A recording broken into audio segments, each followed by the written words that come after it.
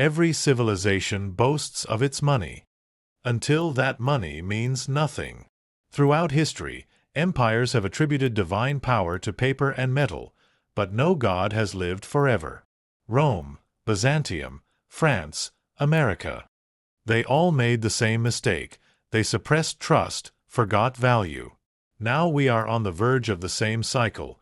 Only the name of money has changed, the fallacy remains the same. This is not the story of the collapse of money, but of man. And you are a part of it. If you are watching this video, you can like it and subscribe to my channel. Also, if you write in the comments where you watched it, I will find out where this story has reached.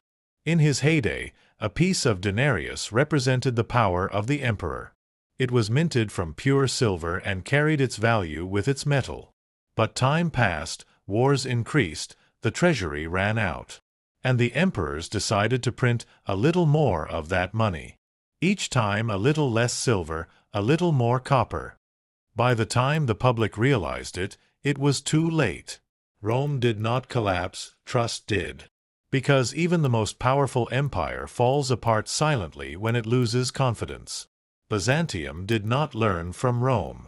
Solidus became the strongest currency in the world over the centuries. The shine of gold carried the reputation of the empire. But as the gold became thinner, so did the empire. When the purity of money is gone, so is the faith of the people. And Byzantium slowly turned into a shadow eating its own gold. Each era experiences its own collapse in a different way, but the essence is the same. When a person attaches an infinite value to paper or metal, one day he will realize that that value is not real. In the 19th century, the Black Death hit Europe. Half the population disappeared, cities fell silent. But with death, the wealth was distributed again.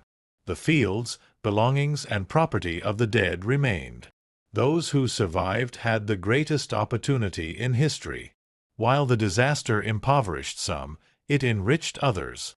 Because crises always favor those who are prepared. Nations learned. He who leans on someone else's money surrenders his own destiny. Today in Lebanon, yesterday in Argentina, tomorrow maybe in another country. The same story is being rewritten. Banks are closing, accounts are frozen, people cannot access their own money. And everyone realizes, the money in the bank did not belong to you. You just lent it. Because the money is never yours. It is yours only as long as the system allows it. And when the system collapses, the numbers lose their meaning. Real wealth is in what cannot be printed. In the soil. Under. Skills that do not disappear over time. If a farmer plows his land, if a blacksmith can still produce, if a baker can still bake bread, those people will never remain completely poor in any collapse. Even in the age of technology, the same law applies. Virtual wealth is just a click away. Real wealth is what you can touch. One day when the power went out, you don't need a screen, you need fire. History has been telling the same story for thousands of years. Where there is no trust, money is just paper. States promise, people believe, but in the end the law of nature wins. What has real value can never be hidden forever. And perhaps the most painful lesson is this: every civilization collapses by believing its own lie. Rome, its emperors. France, its ideals. America, to its dollar. And we. Maybe still to our own screen. Collapse is not just a disaster. It is also like a mirror. It shows us the truth that we have forgotten. Trust cannot be bought. The value cannot be printed. And wealth isn't just about numbers.